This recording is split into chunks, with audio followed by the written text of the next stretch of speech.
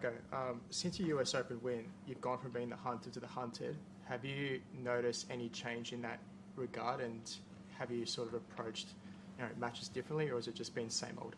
No, I don't really approach matches differently, but yeah, there's definitely a change and just the energy. I mean, you do feel like you're the one to beat, and I feel like people step on court and they play more free and want to play.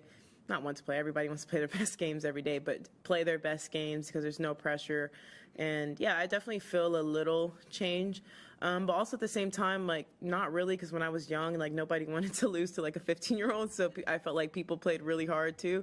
But yeah, definitely, I mean, I remember being in that position too when I was underdog and you just play free. So yeah, it's always, I think it's a quote, it's like, it's not easy to get to the top, but easier to get to the top, but harder to stay there.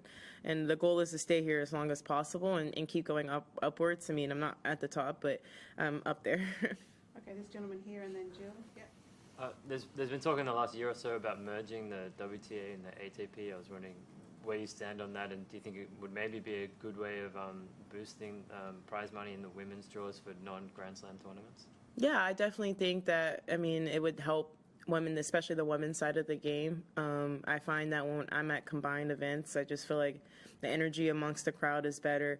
And for most of the events, it's equal prize money when they're combined. So yeah, it definitely will help our side of the game.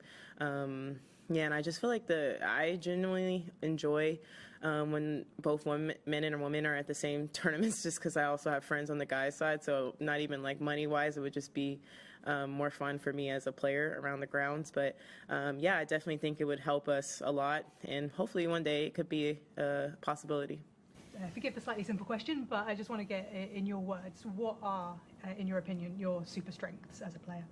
Yeah, I think for me, definitely my movement, and when my serve is on, I think my serve is a big weapon for me, and same with returns. It didn't return that well today, but usually I do well with that, and I think just my mental strength, I think that's gotten me through a lot of matches, and I feel like mentally I'm one of the strongest out there, and I try my best to reset after each point. So yeah, I think those are my strengths that I can think of right off the top of my head.